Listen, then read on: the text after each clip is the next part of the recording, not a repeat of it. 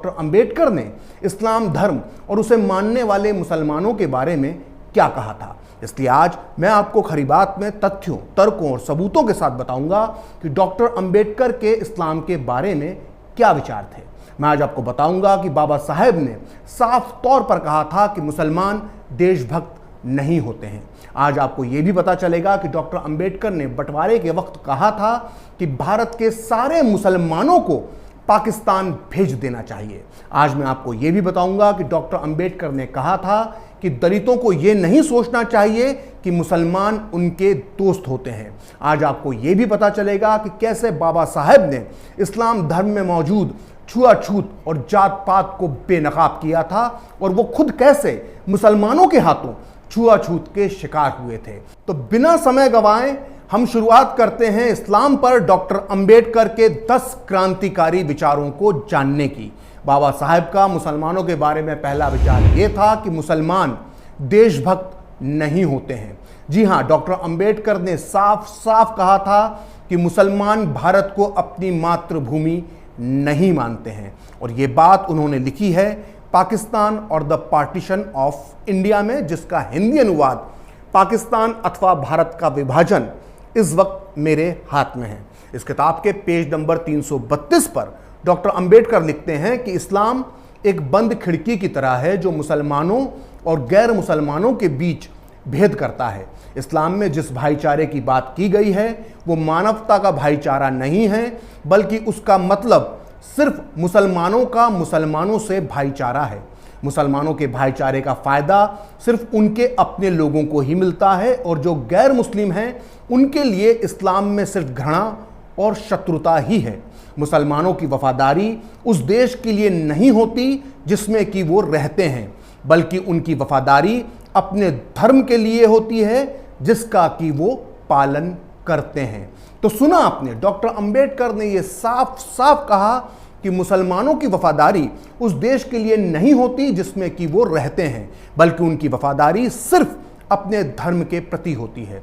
तो आइए अब आगे बढ़ते हैं और बात करते हैं इस्लाम पर डॉक्टर अंबेडकर के दूसरे विचार की, जिसमें उन्होंने कहा था कि भारत के सारे मुसलमानों को पाकिस्तान भेज देना चाहिए। दरअसल जब पाकिस्तान की मांग उठी थी तो बाबा साहेब का मानना था कि अगर बंटवारा होता है तो भारतीय इलाके के सारे मुसलमानों को पाकिस्तान भेज देना चाहिए और इसके लिए उन्होंने 1923 में टर्की और ग्रीस के बीच हुए एक समझौते का उदाहरण दिया था, जिसके तहत ग्रीस में रहने वाले सारे मुसलमान टर्की भेज दिए गए थे और टर्की में रहने वाले सारे ईसाई ग्रीस चले गए थे। अंबेडकर ने इसी को आधार बनाकर अपनी किताब के पेज नंबर 123 पर लिखा है कि जनसंख्या के तबादले का मजाक उड़ाने वालों को इन देशों यानी टर्की और ग्रीस की अल्पसंख्यकों की समस्या का अध्ययन करना चाहिए, ताकि वो जान पाएं कि अल्पसंख्यकों से जुड़ी समस्या का एकमात्र हल जनसंख्या की अदला बदली ही है। सांप्रदायिक शांति स्थापित करने का टिकाऊ तरीका अल्पसंख्यकों की अदला बदली ही है। यह व्यर्थ होगा कि हिंदू और मुसलमान एक दूसरे को संरक्षण देने के ऐसे उपाय खोजने में लगे रहें जो इतने असुरक्षित पाए गए हैं। यदि ग्रीस, टर्की और बुल्गारिया जैसे सीमित साधनों वाले छोटे छोटे देश भी ये काम पूरा कर चुके हैं तो ये मानने का कोई कारण नहीं है कि हिंदुस्तानी ऐसा नहीं कर सकते। यानी डॉक्टर अंबेडकर का यह मानना था कि विभाजन के समय भारत और पाकिस्तान के बीच पूरी तरह से हिंदू और मुस्लिम आबादी की अदला बदली हो जाना चाहिए, लेकिन पाकिस्तान ने तो करीब करीब सारे हिंदू भारत भेज दिए, लेकिन मुस्लिम तुष्टीकरण की नीति की वजह से भारत ने ऐसा नहीं किया। और इसका क्या अंजाम होगा और इसका क्या अंजाम हुआ, इस पर भी डॉक्टर अंबेडकर ने अपनी बात रखी थी। इस्लाम पर डॉक्टर अंबेडकर के तीसरे विचार के मुताबिक मुसलमान भारत में रहेंगे तो यहां कभी सांप्रदायिक शांति नहीं होगी।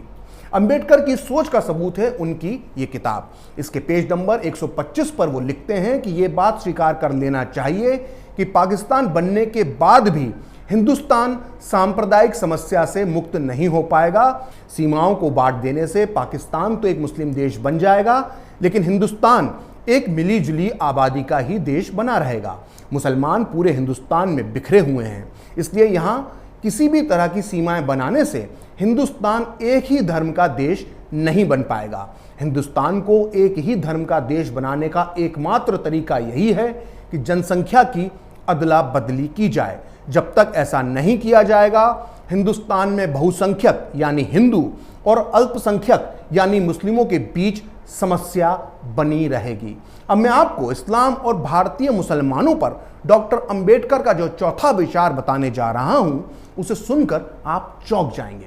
इस्लाम पर बाबा साहेब का चौथा विचार यह था कि मुसलमान भारत के खिलाफ जिहाद छेड़ सकते हैं। बाबा साहेब के मुताबिक भारत के मुसलमान भारत को दारुल हर्ब मानते हैं, यानी जहां उनका शासन नहीं है।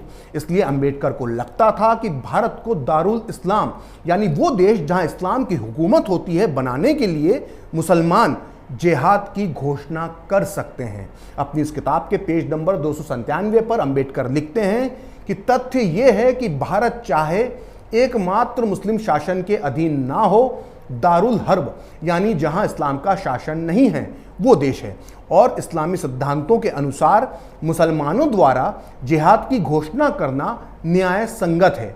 वे जिहाद की घोषणा ही नहीं कर सकते बल्कि उसकी कामयाबी के लिए विदेशी मुस्लिम शक्ति यानी किसी मुस्लिम देश की मदद भी ले सकते हैं। और यदि कोई मुस्लिम देश जिहाद की घोषणा करना चाहता है तो उसकी सफलता के लिए भारत के मुसलमान उसे मदद भी दे सकते हैं। तो सुना आपने, डॉक्टर अंबेडकर ने साफ साफ कहा था कि मुसलमान न केवल इस्लाम की स्थापना के लिए भारत में जिहाद छेड़ सकते हैं बल्कि इसके लिए वो किसी मुस्लिम मुल्क की मदद भी ले सकते हैं या उसे अपनी मदद भी दे सकते हैं। आपने अक्सर देखा होगा कि भारतीय मुसलमान अक्सर अरब देशों की धौंस देते रहते हैं। खैर, इस्लाम पर डॉक्टर अंबेडकर का पांचवा विचार यह था कि मुसलमान कभी भी हिंदुओं की सरकार को स्वीकार नहीं करेंगे। बाबा साहेब की बात आज काफी हद तक सच नजर भी आ रही है। दरअसल मुस्लिम समाज मोदी की सरकार को इस देश की सरकार नहीं बल्कि हिंदुओं की सरकार समझता है। यानी आज की इस मुस्लिम सोच को डॉक्टर अंबेडकर बहुत पहले ही पहचान गए थे।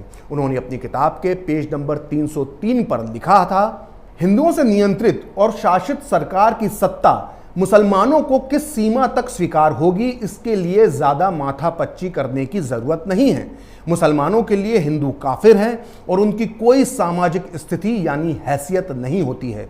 इसलिए जिस देश में काफिरों का शासन हो वो देश मुसलमानों के लिए दारुल हर्ब है।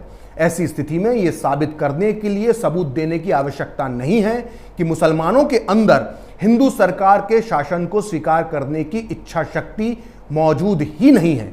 अंबेडकर आगे लिखते हैं कि जब खिलाफत आंदोलन के दौरान मुसलमानों की मदद के लिए हिंदू काफी कुछ कर रहे थे, तब भी मुसलमान ये नहीं भूले कि उनकी तुलना में हिंदू निम्न और घटिया कौम है। तो सुना आपने, डॉक्टर अंबेडकर का मानना था कि मुसलमान अपनी तुलना में हिंदुओं को एक घटिया कौम मानते हैं। आइए अब मैं आपको बताता हूं इस्लाम पर डॉक्टर अंबेडकर का छठा विचार, जिसमें उन्होंने कहा था कि मुसलमान शरिया के कानून को देश के कानून से भी ऊपर मानते हैं। अंबेडकर की ये बात आज भी कई मौकों पर सही साबित हो जाती है। उन्होंने अपनी किताब के पेज नंबर 294 पर लिखा था कि इस्लाम ये कहता है कि अगर किसी गैर मुस्लिम देश में मुसलमानों के कानून यानी शरिया और उस देश के कानून के बीच विवाद पैदा हो जाए तो इस्लामिक कानून को ऊपर यानी सही माना जाए। इस तरह मुसलमानों के लिए यह सही माना जाएगा कि वो मुस्लिम कानून का पालन करें और उस देश के कानून को ना माने जिसमें कि वो रहते हैं। अगर आपको लगता है कि डॉक्टर अंबेडकर ने सिर्फ हिंदू वर्ण व्यवस्था, छुआछूत और जातिगत भेदभाव के खिलाफ ही बोला या लिखा था, तो फिर आपको सिर्फ अधूरी जानकारी दी गई है।